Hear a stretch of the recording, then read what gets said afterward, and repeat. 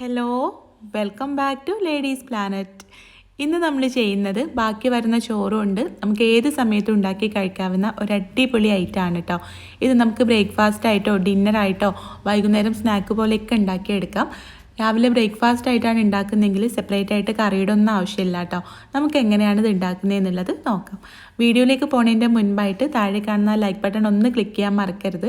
Channel subscribe ചെയ്യാതെ video കാണുന്നവർ please ഒന്ന് സബ്സ്ക്രൈബ് ചെയ്ത് സപ്പോർട്ട് ചെയ്യാം. ആദ്യം നമുക്ക് ഇതിലേക്കൊരു മസാല ഉണ്ടാക്കണം. അതിന് വേണ്ടിയിട്ട് കുറച്ച് വെളിച്ചെണ്ണ ചൂടാക്കിയിട്ട് ഒരു മീഡിയം സൈസിലുള്ള സവാള പൊടിയായിട്ട് അരിഞ്ഞതും എരിവിന് ആവശ്യത്തിനുള്ള പച്ചമുളകും 2 തണ്ട് കറിവേപ്പില അരിഞ്ഞതും ഉപ്പ് ചേർത്തിട്ടൊന്ന് വഴറ്റിയെടുക്കാം. സവാള ചെറുതായിട്ട് വഴന്ന് വരുന്ന സമയത്ത് 1/2 ടീസ്പൂൺ ഇഞ്ചി വെളുത്തുള്ളി പേസ്റ്റ് ചേർത്തിട്ട് അതിൻ്റെ പച്ചമണം മാറുന്ന വരെ ഒന്ന് ചെറിയ തീയിൽ വെച്ചിട്ട് ഇളക്കിയെടുക്കാം. ഇഞ്ചി വെളുത്തുള്ളി പേസ്റ്റിൻ്റെ പച്ചമണം മാറിക്കഴിഞ്ഞാൽ മസാലപ്പൊടികൾ ചേർക്കാം. ഞാനിവിടെ 1/4 ടീസ്പൂൺ മഞ്ഞൾപ്പൊടി, 1 ടീസ്പൂൺ കശ്മീരി മുളക് പൊടി, 1/4 ടീസ്പൂൺ ഗരം മസാല, 1/2 ടീസ്പൂൺ മല്ലിപ്പൊടി, ഇത്രയും മസാലപ്പൊടികളാണ് കേട്ടോ ചേർത്തിട്ടുള്ളത്. മസാലപ്പൊടികൾ ചേർത്തിട്ട് അതിൻ്റെ പച്ചമണം മാറാൻ വേണ്ടിയിട്ട് നല്ല പോലെ ഒന്ന് ഇളക്കിയെടുക്കുക. അതിനുശേഷം ഇതിലേക്ക് വേവിച്ച് പിച്ചിയെടുത്ത ചിക്കനാണ് കേട്ടോ ചേർത്ത് കൊടുക്കുന്നത്.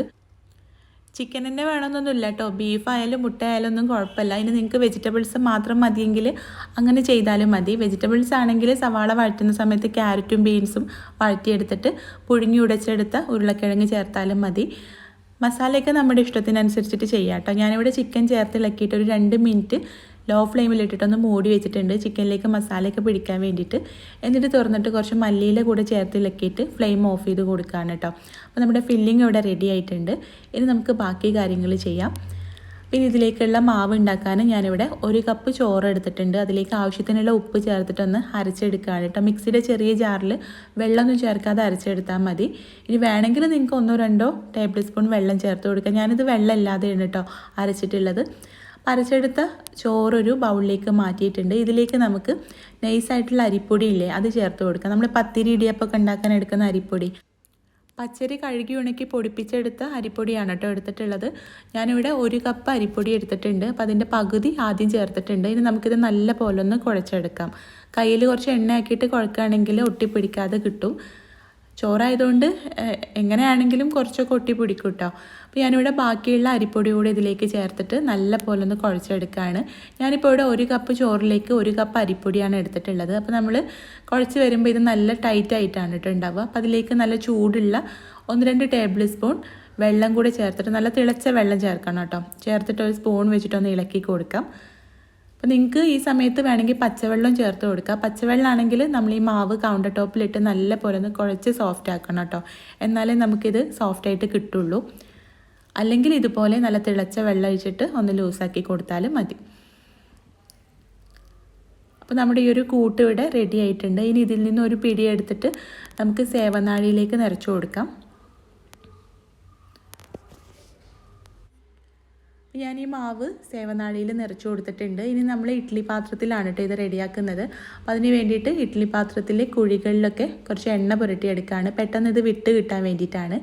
എന്നിട്ട് നമുക്കിതിലേക്ക് മാവ് ഇതുപോലെ ചുറ്റിച്ചു കൊടുക്കാം. മുഴുവനായിട്ട് നമ്മൾ ഇടിയപ്പം ഉണ്ടാക്കുന്ന പോലെ മുഴുവനായിട്ട് അങ്ങോട്ട് ചെയ്യണ്ട. ആദ്യം ഒരു ലെയർ ഇങ്ങനെ മാവ് ചുറ്റിച്ചു കൊടുത്തിട്ട് അതിൻ്റെ മുകളിലായിട്ട് നമ്മളിവിടെ ഉണ്ടാക്കി വെച്ചിട്ടുള്ള ഫില്ലിങ് 2-3 ടീസ്പൂൺ ഇട്ട് കൊടുക്കാം. ഞാനിവിടെ 3 ടീസ്പൂൺ വീതമാണ് കേട്ടോ ഫില്ലിങ് വെച്ച് കൊടുക്കുന്നത്. അപ്പോൾ ഇങ്ങനെ എല്ലാ കുഴികളിലേക്കും ഫില്ലിങ് വെച്ചിട്ട് അതിൻ്റെ മുകളിൽ നമുക്ക് മാവ് ചുറ്റിച്ച് ഇട്ടിട്ട് ഇതൊന്ന് കവർ ചെയ്ത് കൊടുക്കാം.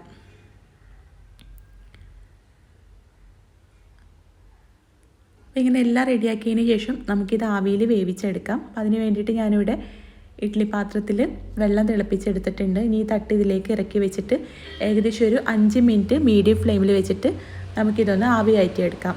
അപ്പോഴേക്കും നമ്മുടെ ഈ ഒരു ഐറ്റം റെഡി ആയിട്ട് കിട്ടും. അപ്പോൾ ഞാനിവിടെ 5 മിനിറ്റ് ആവി കയറ്റി എടുത്തിട്ടുണ്ട്. നമ്മുടെ ഈ ഒരു ഐറ്റം നല്ലപോലെ വെന്ത് വന്നിട്ടുണ്ട്. പിന്നെ ഇതൊന്ന് ചെറുതായിട്ട് ചൂട് പോകുന്ന സമയത്ത് നമുക്കിത് പാത്രത്തിലേക്ക് മാറ്റാം. അപ്പോൾ എണ്ണയൊക്കെ ആദ്യം പുരട്ടി കൊടുത്തതുകൊണ്ട് തന്നെ പെട്ടെന്ന് നമുക്കിത് വിടിയിച്ചെടുക്കാൻ പറ്റും കേട്ടോ. പിന്നെ നമുക്ക് ബാക്കി വരുന്ന ചോറ് കളയാതെ അത് യൂസ് ചെയ്തിട്ടും ഇതുപോലെ ഇടിയപ്പം, നിങ്ങൾക്ക് സ്റ്റഫ്ഡ് ഇടിയപ്പം മാത്രമല്ല നോർമലായിട്ടുള്ള ഇടിയപ്പമൊക്കെ ഉണ്ടാക്കിയെടുക്കാം കേട്ടോ. അപ്പോൾ ഞാനിതിവിടെ സ്റ്റഫ് ചെയ്തിട്ടാണ് ചെയ്തിട്ടുള്ളത്. അതുകൊണ്ട് തന്നെ നമുക്ക് കറിയൊന്നും ഇല്ലാതെ നല്ല ടേസ്റ്റിൽ നമുക്കിത് കഴിക്കാൻ പറ്റും. നമ്മുടെ ഇടിയപ്പം നമുക്ക് നല്ല സോഫ്റ്റ് ആയിട്ട് തന്നെ കിട്ടിയിട്ടുണ്ട്. അപ്പോൾ നിങ്ങളൊന്ന് ട്രൈ ചെയ്ത് നോക്കണം കേട്ടോ. നമ്മുടെ വീട്ടിൽ ബാക്കി വരുന്ന ചോറ് കളയാതെ നമുക്ക് ഇതുപോലെയൊക്കെ റീയൂസ് ചെയ്യാൻ പറ്റും. തലേന്ന് ചോറ് ബാക്കിയുണ്ടെങ്കിൽ ഫ്രിഡ്ജിലെടുത്ത് വെച്ച് രാവിലെ നമുക്ക് ഇതുപോലെയൊക്കെ ഉണ്ടാക്കിയെടുക്കാം. നിങ്ങൾക്ക് സാധാരണ ഇടിയപ്പം വേണമെങ്കിൽ അങ്ങനെ ഉണ്ടാക്കിയെടുക്കാം കേട്ടോ.